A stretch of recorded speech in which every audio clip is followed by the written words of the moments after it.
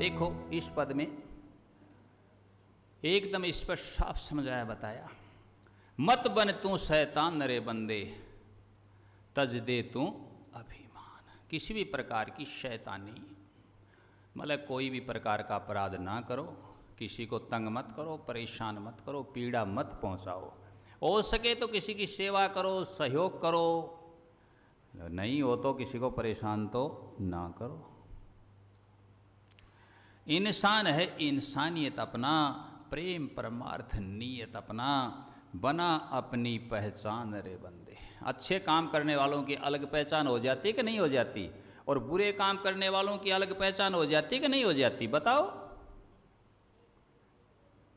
उस मोहल्ले में भी कोई यदि एक मोहल्ले में एक बदमाश व्यक्ति भी होता है तो भी लोग सुनकर उधर से नहीं जाना भाई, उधर गड़बड़ है, नहीं कहते क्या?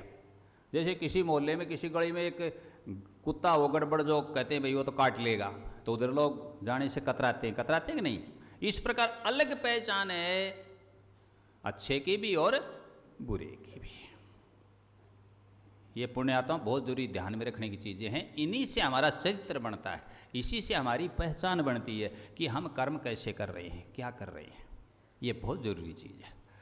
तो क्या कहा, इंसान है इंसानियत अपना, प्रेम परमार्थ नियत अपना, बचा अपनी पहचान रे बंदे, मत बन तू शैतान, तज दे तू अभिमान रे बंदे। सम्राट शहंशाह कलंदर गए, बड़े बड़े जो कलंदर हो गए, पीर जिनको कहते हैं, जो गुरुवन लोग, और जो बंदर नचाने वाले को भी कलंदर कहते हैं।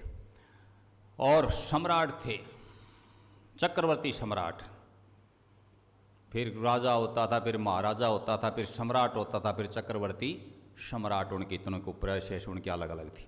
और शहंशाह थे, वो भी चले गए। देव दशकंदर सिकंदर गए। दशकंदर रावण, 10 कंधों वाला, ये दशकंदर शब्द दिया, कंधे के ऊपर 10 सिर वाला। और सिकंदर, सिकंदर एक ऐसा बताते हैं कि भाई वो विश्व विजेता बन रहा था, बनने के लिए भारत भी आया था, तो वो भी सब चले गए और खाली गए, कुछ लेकर के नहीं गए, सब यहीं छोड़ गए। अच्छे करने वाले भी, बुरे करने वाले भी, उनके अनुसार सजा पा गए। लगा आमन जान रे बंदे, मत बन तो शैतान। तू समझता खुद को खुदा। बहुत से व्यक्ति अपने आप को समझते मैं ही खुदा हूँ, समझते हैं ना? खुदा तो खुदा है, अपनी क्या औकात है? अपने तो एक चींटी, एक मिट्टी का एक बहुत बारीक से बारीक सूक्ष्म, जो माइक्रोस्कोप से देखा जाए ऐसा कण भी, उसके समान भी अपने इस पृथ्वी पर नहीं है। तो खुदा क्या चीज़ है? तो क्या कहा, तू समझता खुद को खुदा, परंतु है पानी का बुदबुदा। प्रभात होती तो पानी का बुदबुदा उड़ जाता तत्काल ही। जैसे सूर्य उदय होता है, बुदबुदा उस पर नहीं दिखाई देते हो, बबल्स, हाँ वो एयर बबल्स, और तुरंत वो समाप्त हो जाते। उसी प्रकार अपना ये जीवन है, हम पानी के बुदबुदे के समान हैं। परंतु है पानी का बुदबुदा, मान चाहे मत मान रे बंदे, मत बने तू शैतान, शैतान ना बने।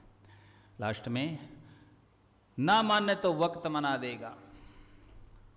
आदमी कितनी ताकत लगाता है, ये कर दो वो कर दो। जैसे कोई पहलवान हो, वो बहुत कुछ दमखम दिखाता है, लेकिन जब बूढ़ा हो जाता है तो वही समझता है अपनी पीड़ा को, वही उसका जो वो जो एक्स्ट्रा बॉडी से जो उसका जो वो मांस वगैरह है ना, वही उसको क्या करने लग जाता है, परेशान। वही भारी भरकम वही उसको तंग करने लग जाता है, उससे मुश्किल से उठा बैठा भी नहीं जाता। ऐसी मैंने पहलवानों की कईयों की हालत देखी। एक पहलवान को मैंने देखा तो संस्था चलाते काम पड़ा, मैं चला गया, नाम नहीं लूँगा। गया, बैठे, बोले गुरुजी आओ बैठो, मास्टर जी बैठो, बैठ गया। अब थोड़ी देर में बोले अभी ये तो इनके ये तो फ्रेश होंगे, मतलब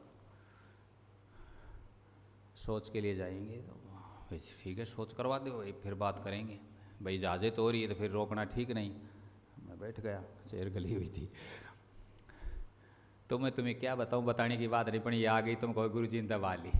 एक कोई मोटा एक लट्ठा, एक काठ का एक लठ गाड़ रखा, और उसको वो पकड़ा दें, और वो पकड़ के बड़ी मुश्किल से जब वो समझ लो आप फ्रेश हो, ऐसी बुरी हालत रहूँ टेम्पो में, सारा देवी देवता की छाया आ जाए, दड़ आवे यूँ देख करके मेरी आंखों में आंसू आ गए।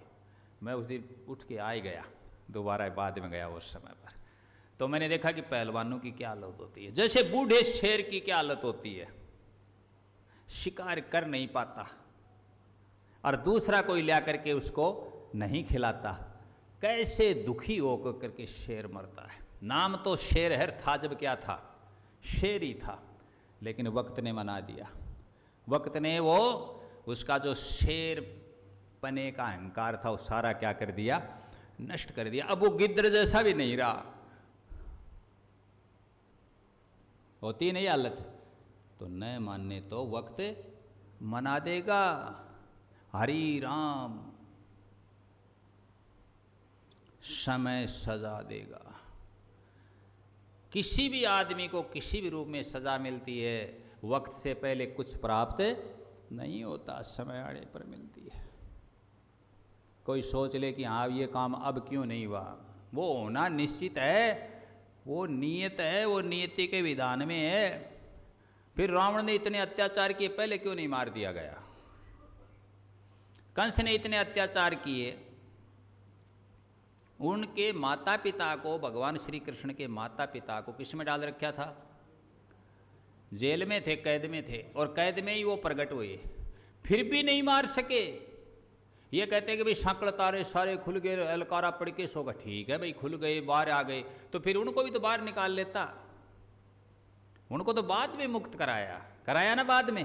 कंस को कितने समय बाद मारा देखो जा करके, क्यों? समय नहीं आया था। जब प्रगट ही हो गए थे, पूर्ण अवतार थे, 16 कना थे, भगवान थे श्री कृष्ण सुदर्शन चक्रधारी, और प्रगट होते ही क्या करते थे? दुष्ट का नाश। उसके बाद भी तो कंस ने बहुत अत्याचार किए, लेकिन वो समय निश्चित था कि इतने ये आएंगे, अभी अकासुर, बगासुर, ककासुर सारे आएंगे, तृणावत आएगा, पूतना आएगी, सारे, उनको भी तो वो सबका अपना अपना क्या था? टाइम था, समय था उनका सबका। समझ गए इस बात को? तो न माने तो उस वक्त मना देगा, हरि राम समय सजा देगा। कर सतनाम गान रे बंदे, तू मत बन शैतान रे बंदे, तू तज दे अभिमान रे बंदे, तू मत बने शैतान। सतनाम।